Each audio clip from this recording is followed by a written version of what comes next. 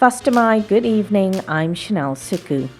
This week marks Deaf Awareness Week, and the theme this year is Beyond Silence. Now, that theme aims to break barriers and advocate for accessibility. One way the Manx Deaf Society tackled breaking barriers is by hosting a Hearing Off Awareness On experience in Douglas earlier this year. So what exactly was it? Well, 4 teams of 2 were sent into the high street with the opportunity to experience the day-to-day ordinary life of what it's like for someone who does not have full hearing. Armed with instructions of what to do along their journey, one member was hearing while the other had on earplugs and ear defenders. So how did that go? Well, let's take a listen to my journey. I partnered up with Vanessa Smith.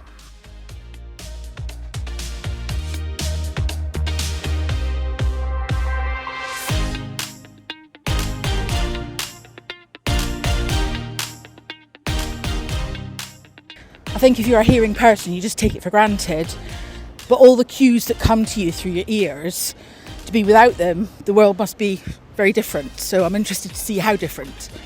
Right, so we need to cross, and I can't hear any vehicles. I can see them, but I can't hear anything. Okay, I think we're clear. I feel very protective of you. Okay. I feel very protective of you. Like, if you get hit by a car on my shift. I'm sure we should be fine. What do you think your experience when you have the ear defenders on is going to feel like? I don't know. I guess you've got to be much more aware of everything else. What does it feel like for you? I'm a bit more comfortable because I've got someone else with me. Right. So I know I don't have to, keep looking around. But I think if it was just me on my own, I would have been a bit more panicked. Do you feel as though your senses are a bit more heightened because you've got someone? I feel more responsible for you. And I suppose thinking about it, if you had a problem with your vision, it's more obvious, isn't it? But when it's with your hearing, it feels like maybe people wouldn't realise. Yeah. I've just heard the first car sound, and that was that blue car. I haven't been able to hear any cars. What about that one going past there? No, I can hear that one. It's just, that... Because that was much closer. That car was much closer to you than the one that you heard. Yeah. And even you sound, even though you're next to me, it sounds muffled. As though you're at a distance. How strange. Yeah. It'll be very interesting when you've got it on. On to task number 1 now, where I have to ask for directions, still with my ear defenders on. Right. Can I get directions to the Noah Market? You want to keep going down the street this way? Right. Just keep walking, past Marks and Spencer's. When you get to Starbucks, cross over. Yeah. Then keep going, you've got the library on the left-hand side. Yeah. Cross over the road there. Keep going down until you physically cannot walk any further. Okay. And there's you're going too fast for Sorry. me. Because no, that's perfect, because that's what this experiment's about. Just because you're going really quick, I'm trying to, Yeah. Yeah. So it's also because you're not looking at me, it confuses me. Okay. Right. Sorry. So library crossover. Yeah. Then keep going down. Right. On the right-hand side at the end of that road, there's a red brick building. 2 seconds. Right-hand side. Sorry. A red brick building on the corner. Yeah. That's what you're looking for. Okay. Is it a busy traffic area? Fairly. Yeah. But obviously you've got crossing points, so you're perfectly safe. Mission complete, and it was time for coffee and a chat while we both had ear defenders on. During the break, I found myself looking at Vanessa's mouth to understand what she was saying, and I had to switch out all the other noises outside just to concentrate on her. After that chat, it was Vanessa's turn now to stay with the earplugs and the ear defenders while I was the hearing partner. Let's take a listen to how that went. I also pretty much can't hear anything around me. I can hear your voice when you talk to me, but in some ways it's nicer, it's quiet. I can think. You're also walking slower. Is it because I'm walking slower, or are you just a bit more cautious? maybe I am walking slower because I'm thinking about everything. What's going through your mind? Yeah. I need to be careful. I need to look more. 'Cause you've got Definitely people- strange. You've got people coming in front of you as well. Yeah, Is this what you expected? I know earlier you said it would be easy. I think it's more intense.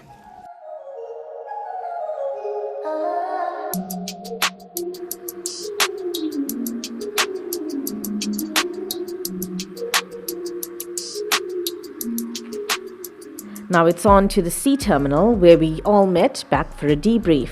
I think it would have been really much more what's the word? Isolating. If you were by yourself and if you were profoundly deaf and you couldn't hear anything. I mean, like we both felt we could feel our footsteps and hear our footsteps. Yourself, You can hear yourself, maybe whether that's through the body rather than through the ears. But it was just reassuring to have someone with you who you knew could hear with your eyes. I was struck by how if you had been born without the sense of hearing, that would be completely different to having lost your hearing. Because if you've lost your hearing, you know what you should be expecting. If you were born with either partial or full impairment, you wouldn't know what you're missing if you and that makes a difference, you know, if you're going into a shop to ask for something and you know your speech is clear. But I have a very good friend who's totally deaf, has no auditory nerve, and therefore she had to learn to speak, and so the word vegetable, she used to say get able, and we'd go no, and she hadn't realised that it was a vegetable, instead of a g. And really things like that, you have to build it up and then remember it. When we were in the cafe having coffee, what I found, because it was a confined space, I found it quite confusing because we were all having our own separate conversations, and I had to really concentrate to listen and to understand what Lady Lorimer was saying. So it made it more intense because you've got that distraction of you know, not hearing what other people are saying, but just there's that like white noise of just other people, and so I had to be able to understand what she was saying. I had to really concentrate and I was conscious of staring at you as well, because I don't think people are quite uncomfortable with that, but it kind of and looking at the mouth. Yes. I wasn't looking at. I said that I wasn't looking at eye contact. No. I was just looking at the mouth. Absolutely looking at the mouth, because that may give you a clue when you miss a word. We had a funny story when we came out when we came out of the cafe, and I said, oh, we're walking along, and of course you don't know if you're shouting, do you? So I can't hear what you're saying. I can't see you. And a guy was walking the other way, and he said, I didn't hear any of this, but he said, obviously, I was meant to pick it up, but I didn't. Should have gone to Specsavers. So let's hear from other participants about their own experience, starting off with my partner, Vanessa. So I think with the first half, because I still had my hearing, I was trying to anticipate what you could and couldn't hear. So we had a lot of exchanges initially about, did you hear that, you know, and so I was more conscious of you than me. And then because for the second half I was non-hearing, it was quite a shock. I think it was a bigger shock, really, just how vulnerable I felt. There was a point where I started asking you questions. I think we did our own mini experiment, and I said, if someone had to tap you on the back of the shoulder, would you turn and be afraid? Or if someone was in front of you and immediately pointed behind you, how would you react? And how did you react to both of those scenarios? So I recall saying to you, if it was during the day and I was on the Isle of Man and somebody tapped me on the shoulder, I'd be okay with that. If it was dark and I was in a big city on my own, I would be quite terrified. So I think it's context, and I also think it makes a difference that even if I lost my hearing now, I have been hearing, and then would have lost my hearing. I can't imagine how frightening potentially it would be if you never had any hearing, and you'd always just been without. So when you stood in front of me and pointed at something behind me, I turned round to look. In a normal circumstance, I probably wouldn't. I probably would have said to you, what, and wouldn't have actually physically turned round.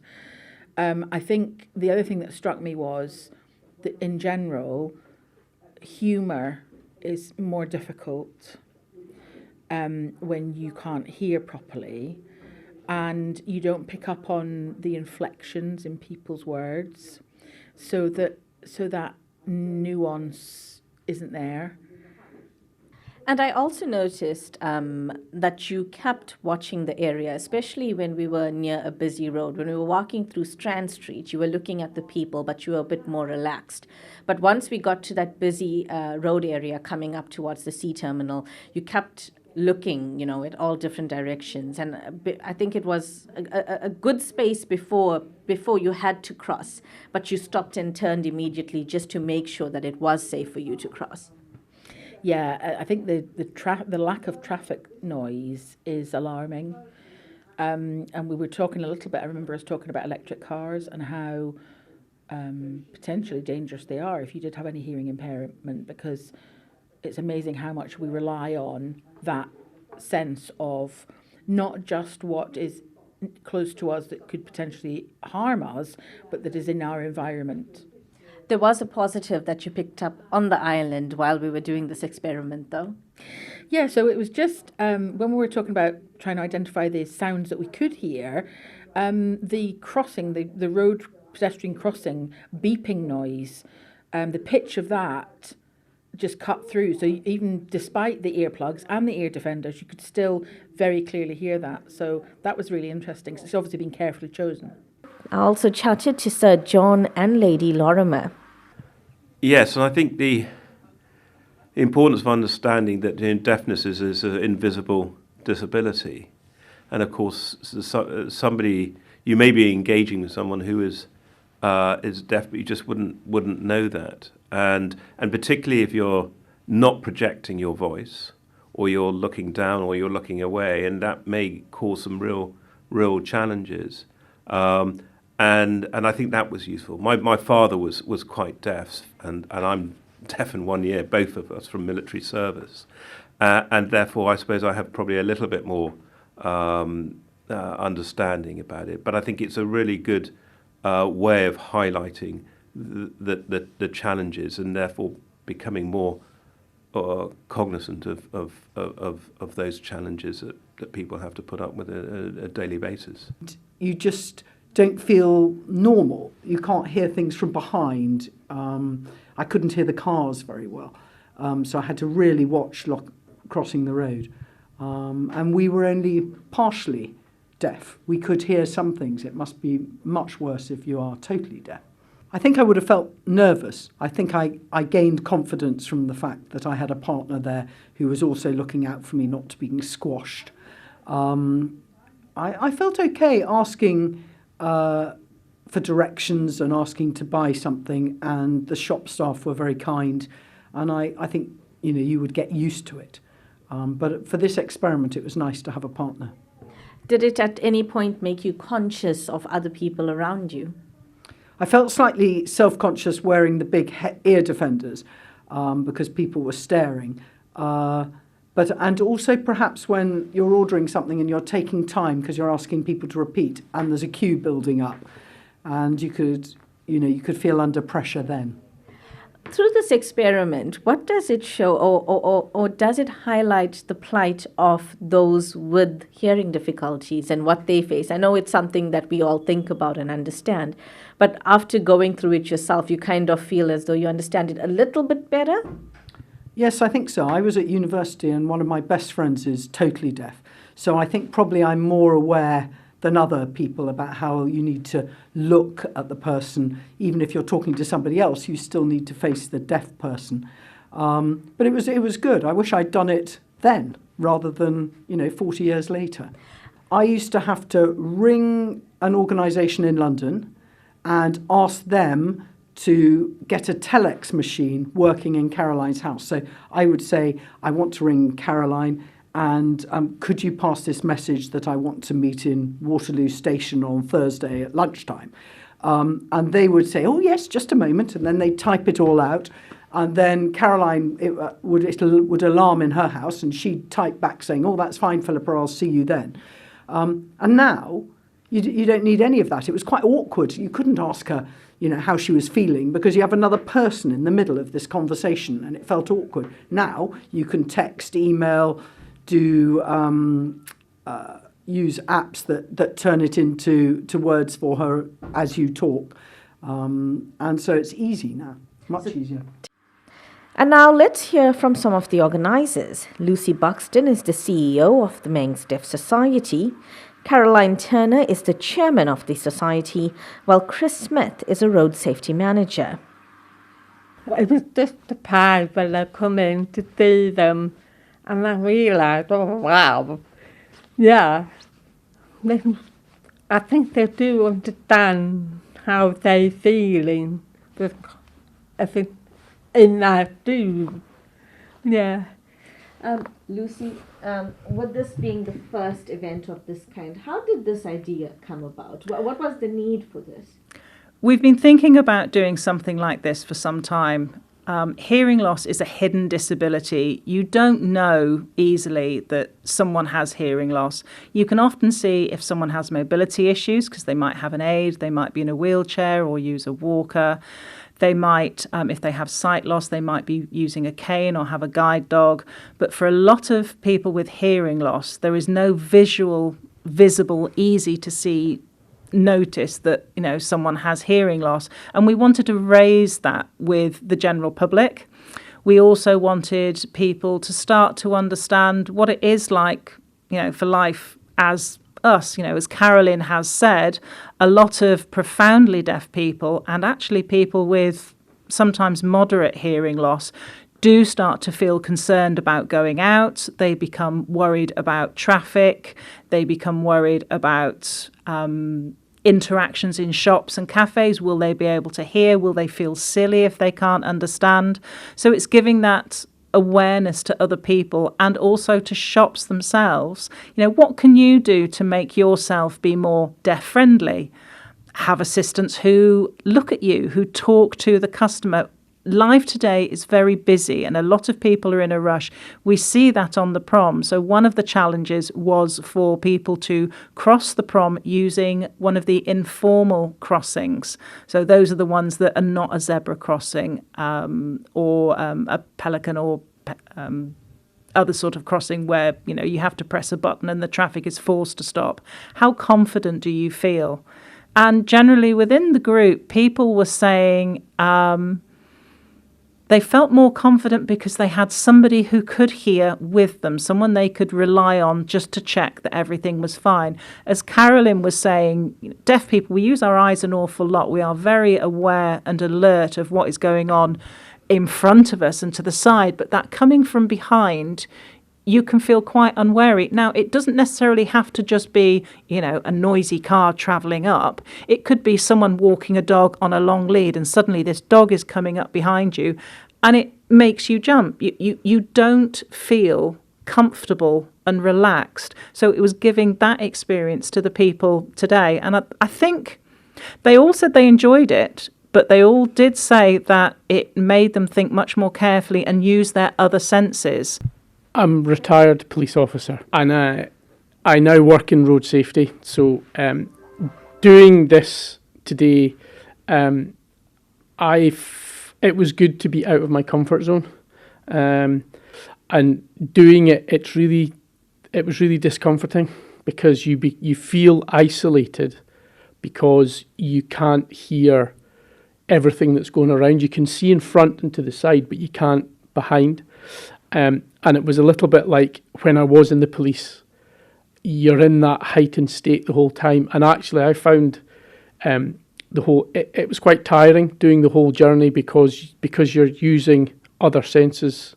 If people are standing at crossings or just maybe for other road users to take that into consideration, that you know, and the ability when you're speaking to people. I was really nervous asking for directions. I'm normally a very confident person because of, you know, the job and stuff that I've done, but I was very, very conscious asking for directions, and I actually found myself apologising because I was asking somebody to communicate with me in a slightly different way. Now, with road policing, have you had any experiences where you had to help someone with hearing loss or someone from the deaf community? Years ago, yes. I'm from the northeast of Scotland, and I was in the traffic. It's really difficult when you're dealing with somebody who has a hearing impairment because you have to communicate differently. Dealing with motorists that have hearing impairment is really difficult, and I kept them in the car and had the window down, but I had to face them when I was speaking to them just so that they could understand what I was saying. So yeah, it's communicating in a different way.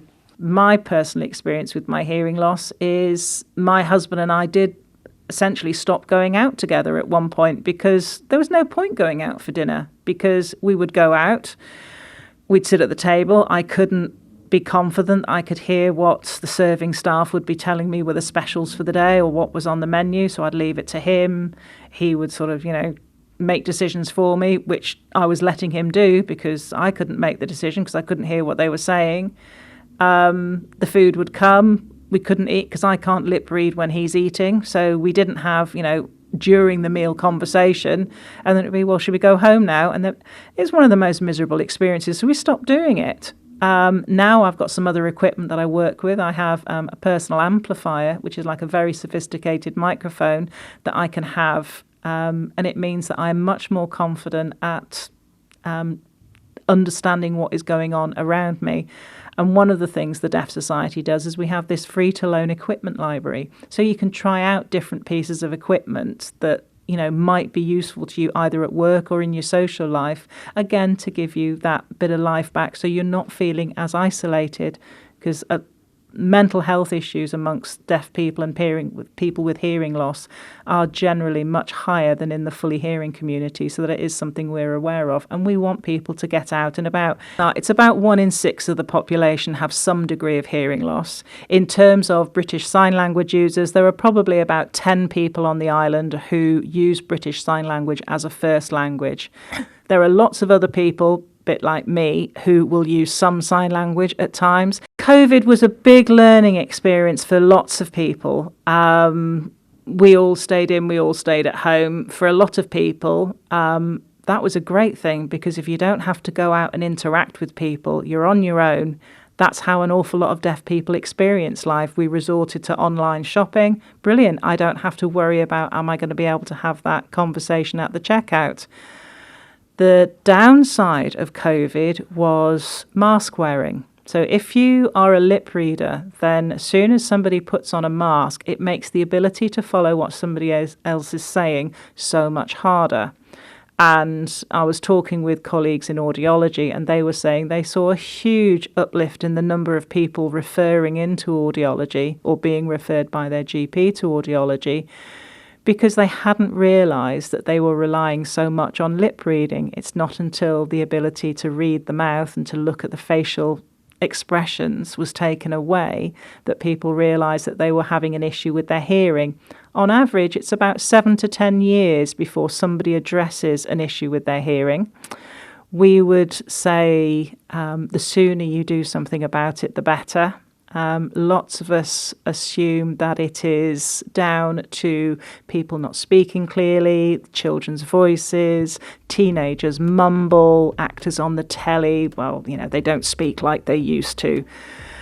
Those can all be factors, but also it could possibly be an issue with your own hearing. Now, here on the island, if you are over 50, you can go online and you can complete a self-referral form straight into audiology.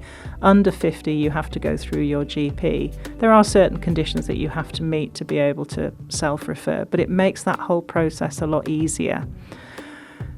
And the sooner you do something or address that hearing loss, the better life can be for you. The other thing that I really should point out is if somebody notices a significant change to their hearing suddenly, then rather than waiting to see the GP or filling in the online referral form, they should go straight to A&E and get that checked out.